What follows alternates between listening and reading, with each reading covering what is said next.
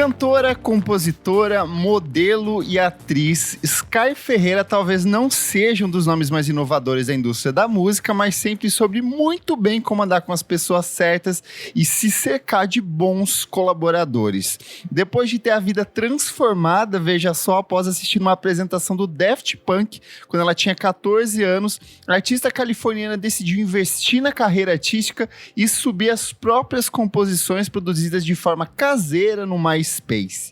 Não deu outra, meses mais tarde a jovem artista assinaria um contrato muito novinha com uma grande gravadora e lançaria em março de 2011 o primeiro EP, As If, abrindo passagem para uma carreira muito bem sucedida, porém repleta de pequenas controvérsias. Carlos Botelho, meu querido, eterna Cinderela baiana, dublê de seio da Sky Ferreira, seja muito bem-vindo ao nosso podcast aqui, voltando depois de falar sobre Kate Bush, agora para falar sobre uma das possíveis crias da Kate Bush aí. Obrigado, Kleber, por me receber mais uma vez, depois do sucesso que foi a Kate Bush, a gente nem imaginava, né? Pra você ver. Ia acontecer isso. Quem sabe agora, gravando sobre Sky Ferreira, ela volte também. Eu acho que vai ter um boom. Acho que a Netflix tá ouvindo a gente. Perfeito. Você lembra como foi seu primeiro contato com essa menina talentosíssima, que tem inclusive ascendência brasileira ali no meio da misturinha toda? Pois é, eu tava me lembrando desse fato sobre ela. Mas assim, eu tava pensando, quando foi a primeira vez que eu ouvi? Eu ouvi o As If quando saiu, mas ela não me chamou muita atenção nessa época. Eu lembro do assim. Tumblr, eu lembro de ter visto ele no Tumblr. Mas eu achei que era mais uma menina do pop ali, e pra mim não me despertou nada na época. Mas eu fui gostar dela mesmo quando ela lançou o Ghost, que foi o próximo EP. Foi ali que eu me interessei por ela de fato. Boa. Você lembra o que te chamou a atenção? Porque eu lembro muito assim, eu achei ela muito bonita. Eu achei, cara, ela parecia ser muito mais uma modelinho, uma loirinha branca, assim como várias outras da época que estavam surgindo ali, com essa estética meio drogadita, mas não sei, ela tinha alguma coisa muito especial, assim, e esse pezinho nos anos 80, nas músicas que ela já tinha lançado, me despertou atenção, sabe? Eu acho que pra mim, ela sempre foi uma menina muito cool, sabe? Ela sempre estava por dentro de tudo, ela sempre, como você falou, sempre andou com as pessoas certas. Então eu acho que dava a impressão que ela sabia o que ela estava querendo fazer com a música dela. Isso acho que despertou a atenção de todo mundo na época, né? Perfeito. E provavelmente o primeiro ponto de contato com o trabalho da artista para muitos ouvintes veio um pouco mais tarde com Everything is Embarrassing, originalmente lançada em outubro de 2012 no SoundCloud. A canção serviu para atrair as atenções do segundo EP da cantora, o Ghost, que seria lançado em 2002. É um trabalho que conseguiu mobilizar um time seleto de colaboradores que viriam a balançar as estruturas da música pop pelos próximos anos. Eu acho muito impressionante, é um EP curtinho ali, é um resumo, é uma apresentação, mas tem muita gente foda envolvido. A gente tem o Blake Mills, que viria a trabalhar com a Fiona Apple e com a Laura Marlin anos mais tarde. A gente tem o Cass McCombs, que era um cara que tava em alta na época ali também. O Ariel Rashad, que tava assim, era o ano dele, 2013, porque ele trabalha com as Haim, ele trabalha com o Vampire Weekend, então ele tava ali se articulando e crescendo na cena de Los Angeles. A gente tem o Justin Raisin, que é um cara muito foda, que viria trabalhar no primeiro disco da Charli XCX e com a Kim Gordon. A gente tem o Daniel Nigro, que ganhou o Grammy pelo trabalho dele com a Olivia Rodrigo e também já trabalhou com Caroline Polachek, trabalhou com Bon Iver, trabalhou com muita gente foda. A gente tem o Jon Brion, que talvez fosse nessa época o nome mais conhecido de todos e o mais importante, porque ele já tinha trabalhado com a Fiona Apple, tinha trilha sonora do Amélie Poulain, se não me engano é dele, né? E tinha os outros trabalhos, mas a gente também tem o Greg Kurstin, que é o cara que é tipo um dos grandes parceiros criativos da Adele, trabalhou com ela ali a partir do 25 e no 30, e a gente tem um cara que tava despontando na cena nova-iorquina, que era um tal de Devonte Hines, o nosso querido Blood Orange. Então, assim, tem praticamente todo mundo que, de um jeito ou de outro, mudou o pop dos anos 10 envolvido dentro desse EP, né? Um EP tão curtinho, ela tava na vanguarda de todas as tendências que iam vir ali, que estão até hoje, né? Se a gente for ver bem. Eu acho muito engraçado porque a primeira vez que eu ouvi o Everything is Embarrassing, que foi a música que apresentou ela é uma composição ali do Blood Orange, né? E tem todos os traços, os elementos dela. Mas eu achava muito curioso a forma como ela combinava essa coisa de passado e presente, porque ela tem esse fundinho lo-fi, essa batida com eco meio Phil Collins que aponta direto para os anos 80. Mas ela tem uma coisa do sentimento que é muito verdadeiro, assim, e que é trabalhado de um jeito muito interessante também pela Sky, né? Eu acho que ela busca isso de criar uma coisa atemporal pra música dela, que busca elementos do passado, mas ao mesmo tempo é atual, mas ao mesmo tempo a gente vai ouvir muito ainda. Então acho que ela busca isso pra aura da música dela. Porque ela justamente era uma criança dos anos 90, ela cresceu nos anos 90, então ela não necessariamente teve a experiência da nostalgia vivenciada dos anos 80, ela viveu um resquício disso, e em choque com essa estética do Y2K, né? Então ela meio que consegue amarrar tudo isso de um jeito muito particular, né? Sim. E aí eu acho muito curioso que, mais do que parecer um simples exercício criativo, Everything is Embarrassing, ela meio que marca um período bem importante, bem relevante para essa ruptura entre o indie e o pop que estava acontecendo ali no começo dos anos 2000, tinha rolado já em 2012, mas em 2013 se intensifica, porque na mesma época a gente vai ter a Solange lançando Losing You, a gente vai ter o Charlief lançando I Belong in Your Arms. Charlief, caso você não saiba, é a antiga banda da Caroline Polachek. A gente tem Grimes lançando Oblivion e a gente tem Charli XCX lançando Nuclear Season. E no mesmo ano, ficou muito comum essa mistura entre o R&B, o indie, a música eletrônica, o synth pop, que é uma coisa que essas gigantes da indústria hoje, como Lorde, Billie Eilish, Taylor Swift, têm incorporado em seus trabalhos, mas que esse grupo de artistas ditos independentes, outra vez não tão independentes assim, porque a Sky era patrocinada por uma grande gravadora, mas eram artistas menores, estavam se articulando ali, né? Então essa relação de ter esses caras que são hoje grandes produtores, como por exemplo Jack Antonoff, o Dan Nigro, que são premiadíssimos, ultra requisitados, colaborando com Deus e o mundo, e ninguém mais aguenta Jack Antonoff, mas tudo meio que aponta para esse comecinho ali em 2013, e é curioso ver a Sky como um ponto de conexão entre vários desses artistas, né? Eu acho legal que hoje em dia a gente tem artigos gringos falando, será que ainda existe gênero na música? Porque são tantas influências de tantos gêneros na música pop. Será que a música pop existe ainda? E ela trouxe muito isso. Ela usou todas as influências que ela tinha de ser uma menina que tinha todos esses privilégios para conhecer essas pessoas. E ela trouxe isso de fato, né? E foi justamente essa combinação de elementos, de diferentes ideias e diferentes colaboradores que fez com que ela conseguisse um acordo com a gravadora para investir no primeiro trabalho de estúdio da carreira, que é justamente o que a gente vai falar aqui hoje, que é o Nighttime, My Time, que saiu em 2013, então um disco aí que tá completando 10 anos de lançamento. Sim, estamos velhos, estamos duas kakuras aqui. Duas mariconas aqui. Peguei esse disco no colo e ele me amamentou, porque aquele peitinho da imagem de capa foi o que deu o leite do sustento pra gente ali. E não por acaso, para a execução desse disco, ela recrutou 2 produtores principais, que era o próprio Ariel Rashid, que era já parceiraço dela, e o Justin Raising. E é curioso que o Rashid, em específico, ele curtiu a página dela no Facebook e ela foi puxar assunto com ele. Então, meio que eles viraram amigos ali e acabaram colaborando. Tempos que o Facebook existia e gerava parcerias. Pois é. E aí, no início de 2013, a Sky pretendia lançar um álbum composto por faixas que ela havia escrito e gravado com o Jon Brion um pouco antes, e aquelas que ela havia escrito com o Rashid. Só que depois o álbum acabou sofrendo alguns atrasos, como já seria algo bastante característico da carreira dela.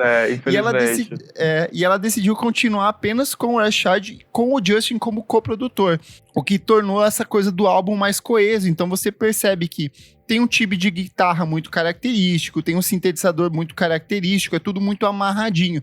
Então, eu até tenho uma curiosidade enorme de saber quais são essas músicas do Jon Brion que a gente nunca ouviu, nunca vazou, nunca foi nada apresentado oficialmente. Eu duvido que vai sair, né? Porque é um bando de faixa que tá na mão da gravadora e duvido que eles vão soltar isso em algum dia.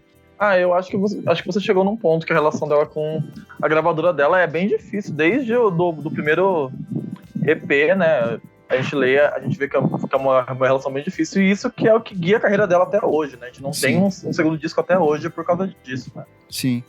Porque por conta desses atrasos, a gravadora falou, olha, não vamos financiar novas sessões, né? E aí a Sky, que já dividia a carreira com modelo, e ela estava estampada num monte de capa de revista, ela estava circulando em um monte de marca específica.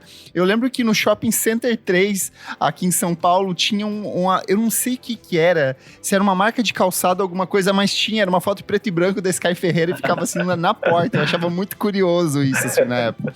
Então ela pegou esse dinheiro que ela estava ganhando com o trabalho de modelo e falou, foda-se vocês, eu vou financiar o resto desse disco, e botou pra finalizar.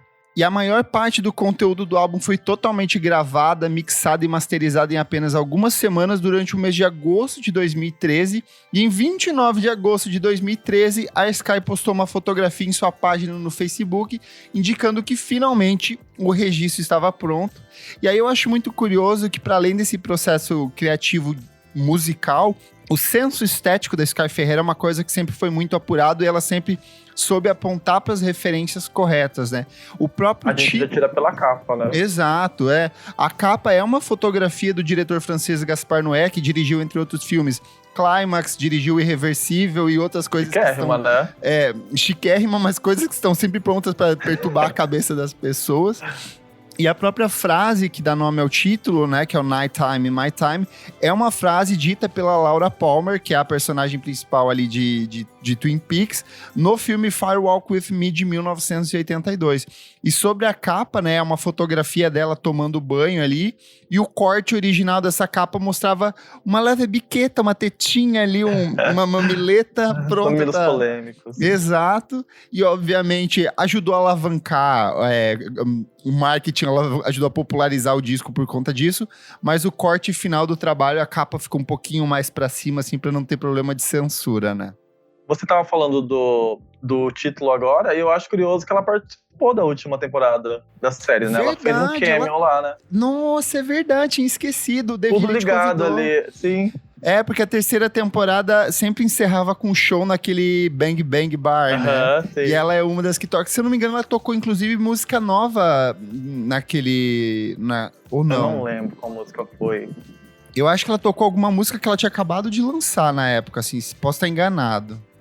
E aí, em entrevista à New Music Express, ainda comentando sobre essa questão da capa, ela falou o seguinte: a maioria das pessoas que tiveram problemas com a arte da capa eram homens. Nesse ponto, sinto que estou fazendo um péssimo trabalho como feminista, se não estou deixando alguém com raiva. Mas estou fazendo arte e fazendo coisas que são fiéis ao meu trabalho. Não estou tentando vender meu corpo, mas é meu corpo para vender se eu quiser.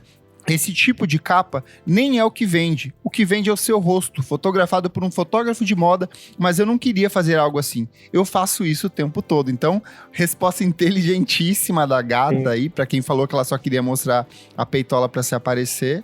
E assim, para além de todas essas questões, o que realmente chama atenção em Nighttime, My Time são justamente as canções, porque ele é um disco que é praticamente uma coletânea de hits ali, tem várias músicas pop muito pegajosas, todas com esse teor nostálgico, tem algumas bizarrices ali no meio, algumas coisas que são muito curiosas e que a gente talvez não esperasse da artista que tinha feito Ghost, mas é um disco muito bem resolvido musicalmente, né?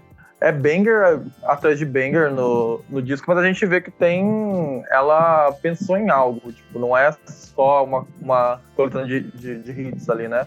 Eu acho que a própria escolha do título, né, o Nighttime, My Time, você vê que ele não é um disco que as histórias, a estrutura da composição acontece durante o dia. Você vê muito uma personagem solitária vagando pela noite, voltando bêbada pra casa, chorando na cama pensando em macho. Então, assim, por mais maluco que possa parecer, tudo se amarra dentro desse cenário noturno que pode evocar Los Angeles, como pode evocar São Paulo ou qualquer município do interior. Tóquio, em qualquer lugar. Exato, então eu acho isso muito fantástico do ponto de vista artístico, né? A questão da homogeneidade, e que é uma coisa que é muito difícil já num disco de cara, mas que ela conseguiu, ela em parceria com o Rashid, fechar tudo dentro de um quadradinho muito interessante, né? É um debut muito sólido, né? Sim.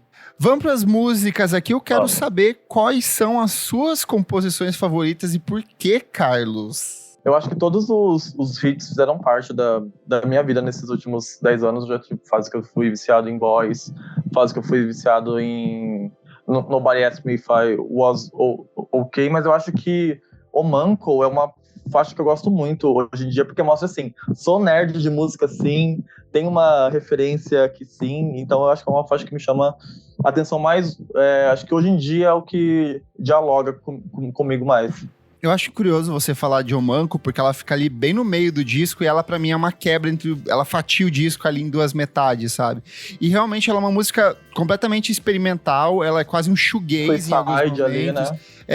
Ela tem uma coisa muito Sonic Youth pra mim, ela é total Sim. Sonic Youth, assim, a questão dela, oh, Japanese Jesus, meio que declamando como se fosse a King Gordon, talvez seja até uma referência ao Justin Raze, que veio a colaborar com a King Gordon em carreira solo, mas é realmente uma música muito interessante, assim, no ponto de vista artístico, de provocação e de testar coisa e meter uma distorção fodida ali no fundo, mas quando a gente vai pras músicas que são mais pop, eu acho que elas brilham de um jeito muito interessante o tempo todo.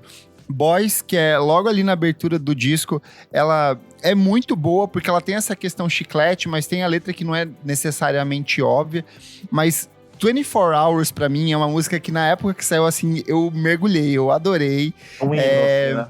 É aquela coisa, nós temos mais 24 horas pra ficarmos juntos, vamos aproveitar e viver intensamente, Sim. sabe?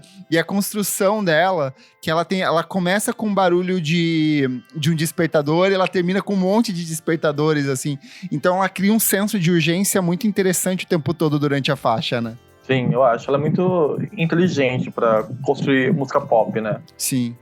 E aí outra coisa que eu acho bem característica desse disco em específico, e aí é mais uma vez a interferência criativa total do Rashid, porque é a presença da guitarra. Ele é um disco muito marcado pela guitarra, e como quando eu e a Isa, a gente gravou o episódio sobre o Days Are Gone, do Haim, a gente falou que em 2013, o que tava tocando? Era a Rihanna, quando ela ainda fazia música, fazendo um EDM, fazendo um batidão, com muito sintetizador. Ela fazia do EDM.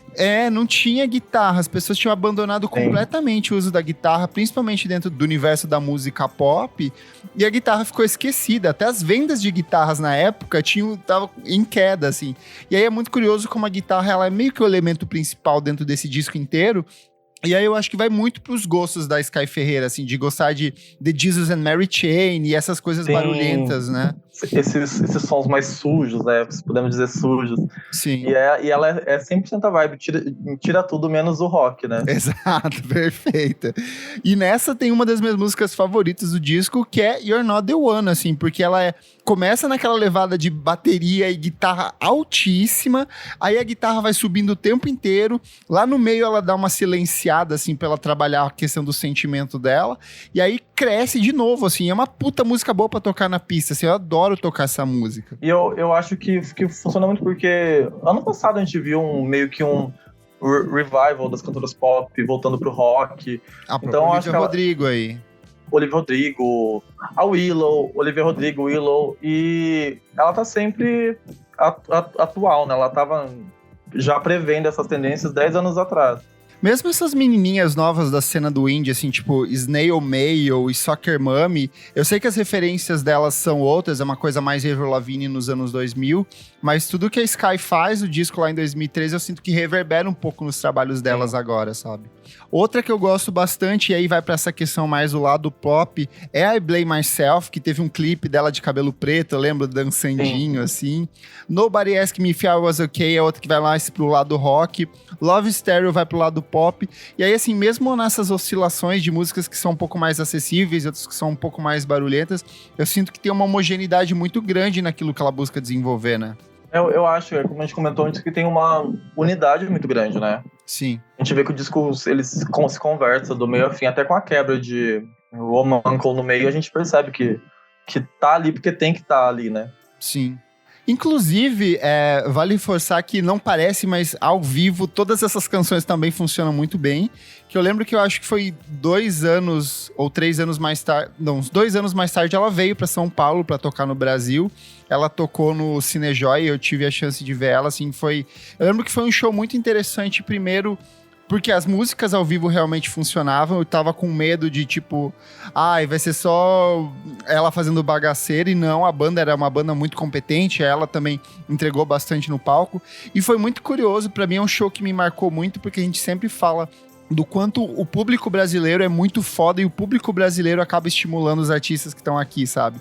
E o tempo inteiro, assim, na apresentação ao vivo, ela ficava chocada com a relação que o público, tipo assim, gente, quem sou eu na cena pra atrair tanta gente e as pessoas cantando todas as músicas, sabe? Que é até um fenômeno que rolou no Primavera Sound do ano passado, com as pessoas cantando Mitski, cantando Caroline Polachek em coro. A própria Bjork a Bjork, Phoebe Bridgers, todo mundo cantando e as pessoas param assim, meu Deus, como que vocês, pessoas que estão a milhares de quilômetros de distância, não falam a minha língua e cantam essas músicas, pois sabe? É. Então eu lembro que ela parava assim no palco e ela olhava assim, tipo assim, não entendo, não consigo entender. E embora não tenha sido um estouro, a estreia da Sky Ferreira não decepcionou. Nighttime My Time estreou na posição de número 45 na Billboard 200 dos Estados Unidos, com a força de downloads digitais e seu lançamento exclusivo na primeira semana através do iTunes Store. E a fazer isso, o disco acabou se transformando no principal sucesso comercial da carreira da Sky Ferreira. Lembrando que o Ghost, que sai em 2012, é um EP, mas ele sai numa daquelas paradas paralelas da Billboard, meio que focando assim, as novas sensações, sabe? Não é necessariamente o top 200 da Billboard. E em novembro de 2014, o álbum já havia vendido cerca de 40 mil cópias. Parece pouco, mas a gente tá falando assim... Conta até 40 mil pra você ver se é pouco, não é? Mas eu acho que mais do que isso, a gente tá falando de um período onde pirataria tava correndo solta, ainda não tinha consolidação das plataformas de streaming. Eu lembro que na época tinha RDO, não tinha nem Spotify circulando. Pois a gente não usava Spotify na época, né? E uma artista de nicho, né? Porque assim, a gravadora falou, olha, o disco tá pago, você já gravou, mas não vai ter investimento de marketing, porque as pessoas esquecem que para um disco se sustentar pelas próximas semanas, é a gravadora investindo em dinheiro em clipe, em divulgação, em botando em TV. E, tipo, Sky Ferreira tava onde? No Danilo Gentili aqui no SBT. Pois é. Tendo que falar por que ela tava com o peito de fora no disco. Exato. Mas ainda assim, o Nighttime, My Time, ele acabou se transformando em uma das obras mais influentes e cultuadas da música pop dos anos 10. O disco aparece na posição de número 43 dos 200 melhores discos dos anos 10 da Pitchfork, ficando na frente de alguns trabalhos lançados por nomes bem maiores do que ela, como Tame Impala, Taylor Swift, Bjork e Anohni. Então, assim, com um disco ela conseguiu fazer... Ela tinha apenas um disco e fez história. Um disco e um sonho. E o trabalho também aparece em posições de destaque nas listas da Billboard, Rolling Stone, Stereo Gun, Consequence of Sound, que catalogaram alguns dos principais discos da época. E por conta do sucesso do disco, a Sky Ferreira viria excursionar com shows de abertura para nomes como Vampire Weekend, muito por conta dessa relação aí com do Ariel, que era parceiro deles também. Ela excursionou abrindo shows para Miley Cyrus na turnê do Bangers, que eu imagino que fosse a coisa mais caótica do mundo nessa época. As duas juntas nessa época. Exato. E ela também excursionou com o Blonde e o Garage na turnê Rage and Rapture Tour de 2017. O problema é que mesmo com toda essa boa repercussão, o Nighttime My Time viria a se transformar em uma maldição para artista, porque mais de 10 anos depois de lançado, seu sucessor, o aguardado Masochism, nunca foi oficialmente lançado e nem parece próximo de ser lançado, porque... Toda vez que vem um novo boato, posterga pra mais 2 anos até que vem um novo single, né? Tivemos um single aí, né? Achamos que ia vir. Não veio. Tivemos show, tivemos várias coisas, mas não veio, né? Sim. Você quer comentar a questão da treta com as outras cantoras e a questão da própria gravadora com ela também? Eu fui até dar uma pesquisada pra eu não arrumar treta com ninguém aqui. Porque muito é sobre achismo, porque a Sky nunca citou nomes de ninguém. Muitos falavam que era a Halsey, que era a artista da gravadora, que a Sky tinha ideias, levava pra gravadora, a gravadora falava que não pra ela, e depois a gravadora usava essas ideias com outras artistas. E muito se especulou que era a Halsey, mas dizem que é aquela francesa, a Soulcall. Ah. Se você parar pra analisar aquele disco da Soulcall, não lembro de que ano que é, mas um pouquinho depois que o Nighttime My Time saiu, a estética é muito, muito parecida com a da Sky mesmo. Sim. Então, do que se especula pelos fãs, acham que é a Soulko, que é a artista que pegava as ideias que a gravadora roubava da Sky. E até hoje ela fala que a relação dela com a gravadora é muito difícil, que ela não consegue lançar as músicas dela e que ela tá presa nisso 10 anos depois. Eu acho que entra naquela velha treta de artista muito novo, sem experiência, vem uma gravadora e fala, olha, você vai lançar com a gente 4 discos e a gente vai te pagar, sei lá, $50 mil. E aí a pessoa fala, putz, $50 mil é uma oportunidade, e aí a pessoa não sai disso nunca mais, sabe? Tá presa nesse contrato, não tem o que fazer. Mas uma coisa que a gente pode ter certeza é que fevereiro ou março, com certeza. Fevereiro e março, com certeza. vamos aguardar o próximo ano agora, fevereiro e março, com certeza. Perfeito. Olha, eu acho que o Nighttime My Time é o disco único da Sky que a gente tem até hoje, e ele é influente até hoje. Ela começou a trabalhar com produtores que não tinham um hype tão grande na época, que tem um hype grande até hoje. Eu acho que ela influencia outras cantoras até hoje, então é um marco da cultura pop dos anos 10 mesmo. Então, por esse motivo, eu não vou dar um 10, porque eu acho que não é um disco que mereça um 10, mas acho que vale um 9.2 aí. Olha, alto aí. Boa. Cara, eu começo a ficar com medo de ter um disco novo e eu acho que vai perdendo essa questão mitológica. Eu gosto de ter artistas que...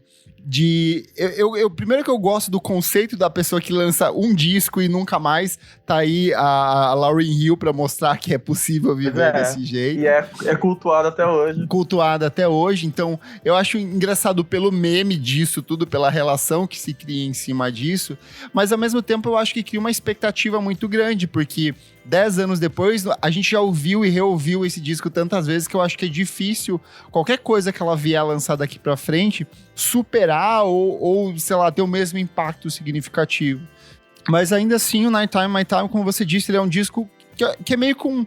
Eu não acho que ele é um divisor de águas, assim, porque de fato ele é um disco de nicho, ele é um disco que atingiu um público muito específico, comunidade gay, mas ao mesmo tempo ele é um disco que ele conseguiu antecipar uma série de tendências e conectar várias pessoas que viriam de fato a mudar a história da música ali pelos próximos anos. Então essa relação que a gente tem da música pop hoje, dela ser cada vez mais fluida, de Taylor Swift lançou um disco indie ali na fase folclore, sabe?